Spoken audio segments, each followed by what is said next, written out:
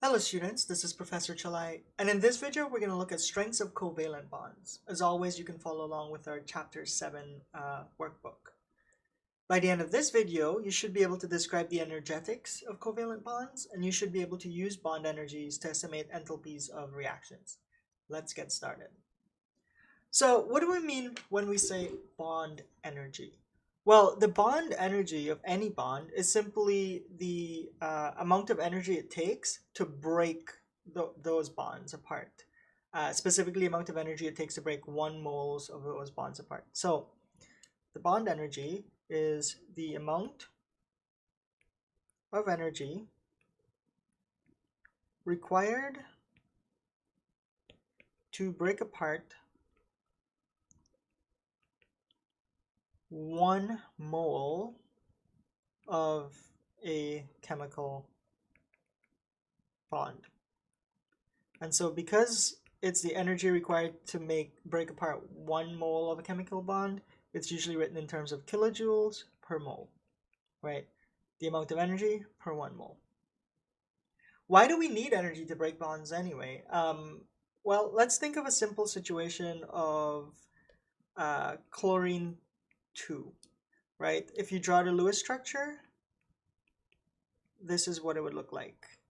Chlorine 2 Cl2 has a single bond in between it. Why does it have a single bond? Well, if you look at chlorine, just chlorine atom, it has 3 pairs of electrons and then 1 electron there that's unpaired. It's very unstable. Unstable here just means high energy,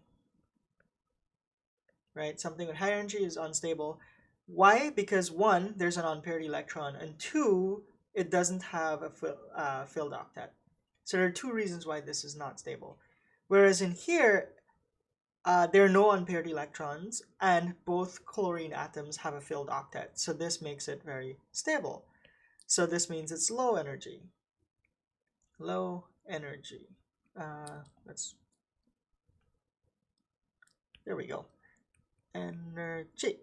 So if we think about it, let's plot that energy on a curve. So let's say the y-axis is the energy, and the x-axis will be the distance between the atoms, right? When these 2 chlorine atoms are completely separated, they form single chlorine atoms instead of a bond, and so that'll be high energy.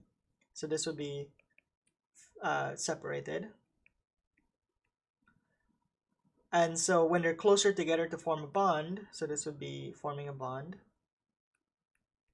they'll be lower in energy, right? Because it's more stable, low energy.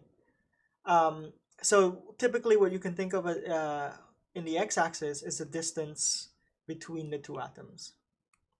So distance between atoms. So when they're far apart, they don't form a bond.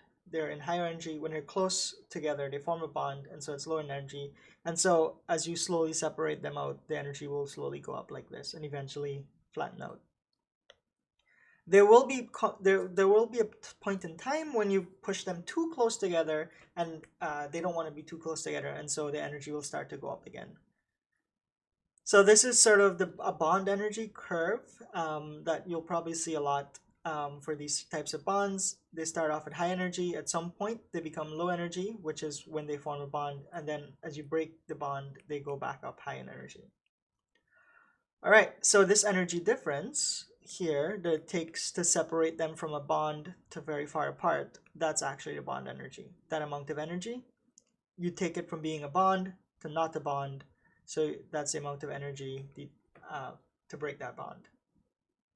Okay, so the bonds are not, like each bond are not going to be require the same amount of energy to break. For example, a chlorine-chlorine bond might not require the same amount of energy as an oxygen-oxygen bond, double bond, for example. And so this table just lists a whole bunch of those bond energies for various types of bonds. These are average bond energies.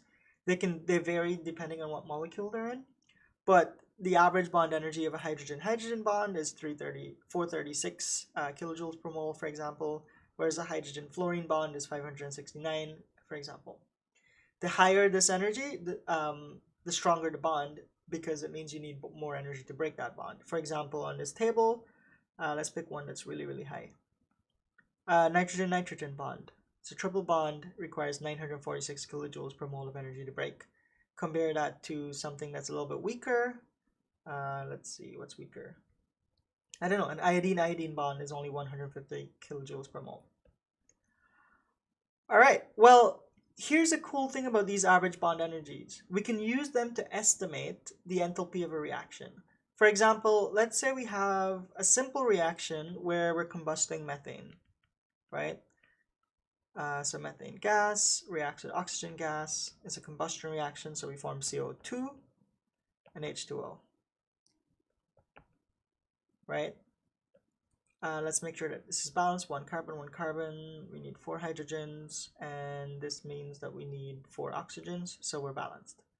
Okay, in this reaction, we have a structure for methane that looks like this, right? That's this structure.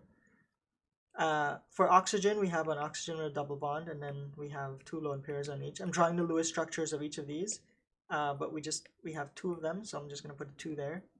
And then on the right-hand side, we have carbon dioxide, which we've done this a few times. This is the Lewis structure of carbon dioxide. And we have water. This is the structure of water. And we have 2 of them. Okay, so if you think about this reaction, what is happening? You're breaking these bonds in the reaction, and you're forming these bonds that I'm circling. Make sure you account for the number of moles of those molecules as well. So technically, in this molecule here, for water, you're forming 4 different OH bonds. 4 OH bonds formed. Over here, we're forming 2 C double bond O bonds. And here we're breaking 4 CH bonds. CH single bonds. Here we're breaking 2 O double bonds, and here we're forming 2 CO double bond. So if we take all of the energy that you need to break all the bonds and subtract all the energy that you get back from forming new bonds, you will get the enthalpy of the reaction, an estimate from the enthalpy of reaction. So that's what this equation here is telling us. The enthalpy of the reaction can be estimated as adding up all of the enthalpies for all of the bond broken. So that's the bond energy of all the bonds multiplied by the number of moles of each that you have. And you subtract out all of the bonds formed. Kind of like you break a bond, you need to add energy. You form a bond, you get back some energy. And so that's why the energy for the whole reaction, or the enthalpy for the whole reaction, is that formula. So let's try to use them in some calculations. But before we do, let's just hit on bond lengths for a second. So in this graph that I've shown you, right, we start with high energy and we go to low energy when we form a bond, and then we raise up in energy again as we try to break that bond. At some point, this energy is lowest, and at that distance between the atoms, that's the bond length. So typically the bond length is going to be when the energy between 2 atoms is at the lowest. So the bond length is the average distance between 2 atoms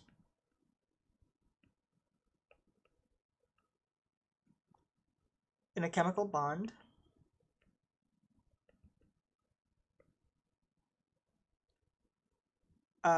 determined by the lowest energy.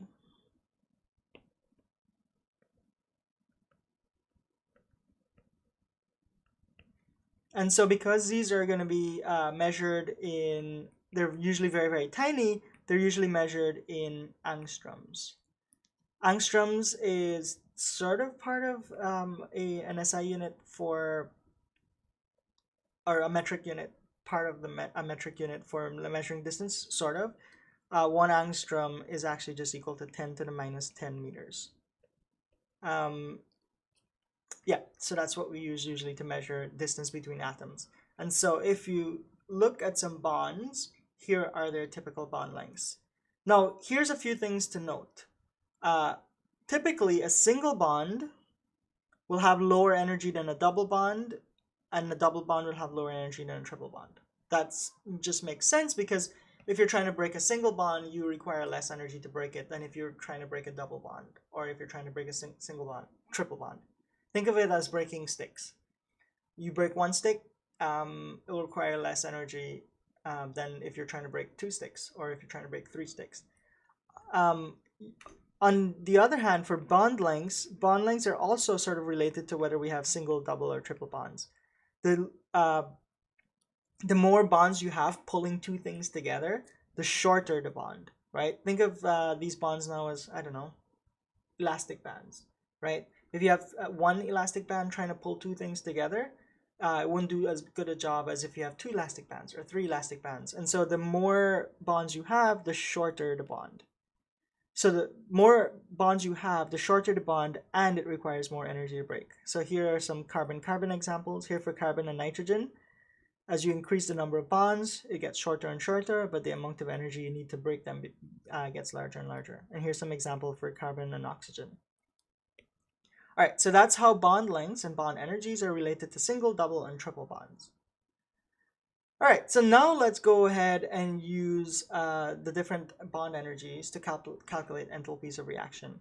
In each of these cases, we'll often have to start with a balanced chemical equation. So if they don't give you one, try to write it for yourself. So the first step that we talked about over here, we might need to draw the Lewis structure so we can figure out what bonds are being broken and what bonds are being formed. So let's do that for this. So methane has a structure CH4 like that. Now you can count whether this is actually the Lewis structure. There are no other lone pairs that we need to talk about to write. Why? Because carbon has 4 valence electrons, hydrogen has 1 each, so multiply by 4. We get 8 valence electrons, and we get 4 bonds. That's all 8 of the valence electrons. We don't have any lone pairs. Water, this is the structure. Again, you should practice drawing these so that you get more practice with Lewis structures, but there's 2 water molecules. And then on the right-hand side, we have H2. So that's just a single bond between H, but we have 4 of them. And then for carbon dioxide, we've done this so often that it'd be nice to remember what the Lewis structure for carbon dioxide is. It's that. Okay, so these are all the Lewis structures for all of the different molecules that we're breaking bonds and we're forming bonds, and I put the stoichiometric ratios so that we know we have to multiply them by a factor. All right, on the left-hand side, we're breaking bonds. So we're breaking these bonds, and on the right-hand side, we're forming bonds. So we're forming these bonds. So the delta H is going to be the energies for all of the bonds broken, subtracting out all the energies of all the bonds formed. So let's do that. The delta H is going to be, I'm going to add up all of the bonds broken. There's 1, 2, 3, 4 CH bonds, and there's 2 OH bonds. Wait, I forgot this one. So there's 2 OH bonds broken in a water molecule, and there's 2 water molecules. So that will give us 4 OH single bond. Those are all the bonds broken. And then for all of the bonds formed, we do a minus sign. There's 4 HH bonds. And there's 1, 2 C double bond O, or CO double bond. So that means our enthalpy of reaction is, now we just need to look at the table, 4 times what's the bond energy of a CH bond. We will scroll all the way up here. Where's our CH bonds? Will take me a while to find it. Oh, it's right here. It's 415. So it's 4 times 415 kilojoules per mole, right? And this is 4 moles. So when those cancel out, our answer will be in kilojoules. All right, now we're adding 4 OH bonds. So that's 4 times, what's the bond energy of OH? If I scroll all the way up, you'll see that it's 464 kilojoules per mole. All right, so those are all the bonds broken. For all the bonds formed, we have 4 times the bond energy for HH single bond, which I believe is 436 kilojoules per mole, and then we have 2 C double bond O. Each of those are 741 kilojoules per mole. So if I punch all of these numbers in our calculator, I end up with an enthalpy of the reaction that's equal to positive 290 kilojoules. So the trick here is to start with a balanced chemical equation and to draw the Lewis structure of every single molecule to try to figure out what bonds are broken and what bonds are formed. And then the third step here is to just look up what the values for each of those bonds are in the table above. All right, with that, try numbers 10 and 11 on your own, then unpause the video and I'll go over them with you. Okay, so the first step, as I mentioned, is to start with a balanced chemical equation. We have the combustion of methanol. So we know combustion is just reacting with oxygen to form carbon dioxide and water. That's gas, that's gas, that's gas, and they didn't tell us what methanol is. We'll say it's a liquid. Okay, then now we need to balance this. Seems tricky. One carbon, that's okay. 4 hydrogens, 2 hydrogens, let's make this one a 2. Oxygen, we have 3 on the left, 4 on the right. So the lowest common factor of 3 and 4 is 12. So we need 12 oxygens on the left, 12 oxygens on the right. This one seems a little bit complicated, but to balance it, this is what we need to do. There we go. So this one was difficult to balance, but hopefully we got there in the end. All right, so this is the balanced chemical equation, but we need the Lewis structures to figure out the kinds of bonds and whether they're single, double, or triple bonds. So let's draw the structure for CH3OH. So CH3OH.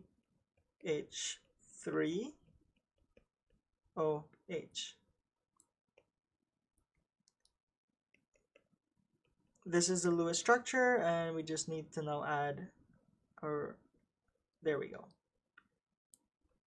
Sorry, I forgot to draw the bond there.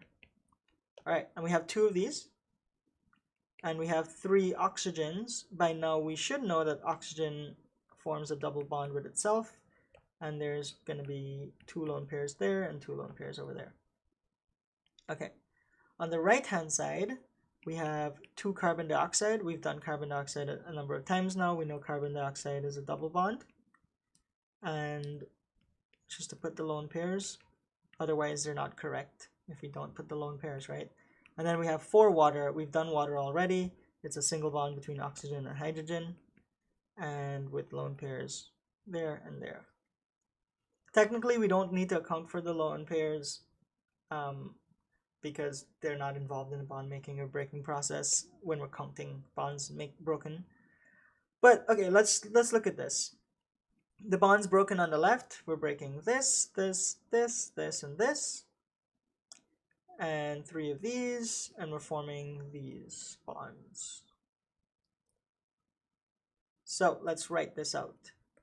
The delta H for the reaction is going to be all the bonds broken. So let's count it. There's 1, 2, 3 CH bond multiplied by 2, so that's 6 CH bonds.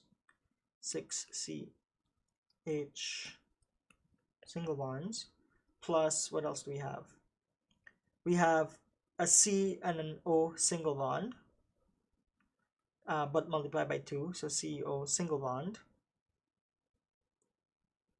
We have an O and an H single bond times 2 here, so 2, there we go, 2 OH single bond.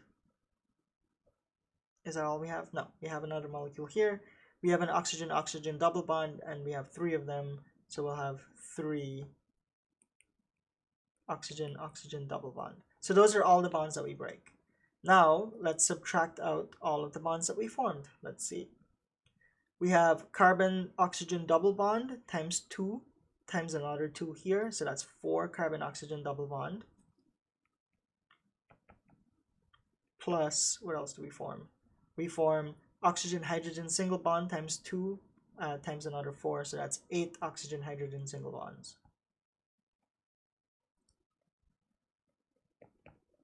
So now it's only a matter of looking up these numbers in the table, right? So the enthalpy of the reaction will be 6 times the carbon-hydrogen single bond. That's 415 kilojoules per mole. Plus 2 carbon oxygen single bond. That's 350 kilojoules per mole. 2 oxygen-hydrogen single bond. That is 464 kilojoules per mole, plus 3 oxygen-oxygen double bond. That's 498 kilojoules per mole. And for the bonds formed, we have 4 carbon-oxygen single bonds. Sorry, double bonds. That's 741 kilojoules per mole. And we have 8 oxygen-hydrogen single bonds, and that's 464 kilojoules per mole. We add all of these up, and we get an enthalpy, estimated enthalpy for this reaction of negative 714 kilojoules. And just to verify that this number makes sense, we know that whenever we combust things, right, it's an exothermic reaction. We burn things, we get heat energy. So this seems to validate that idea, that we burn this and we get a negative enthalpy of the reaction. All right, let's do number 11. If you haven't done so, pause the video and make sure you do that now. But we will start. They already give us the balanced chemical equation, so we will need to start with the Lewis structures. So nitrogen, right? How many valence electrons in nitrogen? 5. So times 2, that's 10 valence electrons. But we need to minus the 2 from the bond. So we have 8 electrons left to share out. I'll give this one 4 and this one 4 just to make it even. But they're not happy because they don't have filled octets, right? This electron, this atom only has 6 electrons, valence electrons. So we'll borrow 2 from this atom such that we have a double bond here. There we go. But now if we're looking at the atom on the right, it only has 6 electrons too, right? 2 from the dots and 4 from the sticks, 2 each from each bond. So it will probably, let's say it shares these 2 electrons with the one on the left. So we'll get a triple bond. So this is the Lewis structure of N2. Okay. Now let's write H2. H2 is just a single bond, and we have 3 of them. On the right hand side we have 2 NH3. This is the structure, NH3, and we'll have a lone pair right there. Okay, so let's look at all the bonds we're breaking, all the bonds we're forming. We're breaking this triple bond, we're breaking 3 of these single bonds, and we're forming these single bonds. So let's write the enthalpy of the reaction. The enthalpy of the reaction is we're breaking 1 nitrogen-nitrogen triple bond and 3 hydrogen-hydrogen single bonds. And what are we forming? We're forming 3 NH single bonds times 2, so that's 6 NH single bonds. So if we plug the numbers for these, let me just look them up. All right, so we have, what do we have? We have 946 for the NN triple bond. Let me just go up and verify that that number is in fact correct. Yeah, 946. Okay. And then we're breaking 3 hydrogen-hydrogen single bonds. Those are 436 kilojoules per mole apiece. And then we're forming 6 nitrogen-hydrogen single bonds. I believe those are 390 kilojoules per mole. So these will all come out to kilojoules. And we just need to plug these numbers into a calculator. 946 plus 3 times 436, subtracting out 6 times 390. And if my math is correct, I would get 86 kilojoules for the delta H of this reaction. All right, so I'm hoping this is starting to make sense. just to summarize, the bond energy is the energy it takes to break 1 mole of a bond. And here's a big table of lots of bond energies. The bond length is simply the distance between two atoms, the average distance, when they have the lowest energy, right? And we show a plot of that right up here. Okay, now we learned that the delta H of the reaction can be estimated by just adding up all of the energies of all the bonds you break and subtracting out all the energies of all the bonds you formed.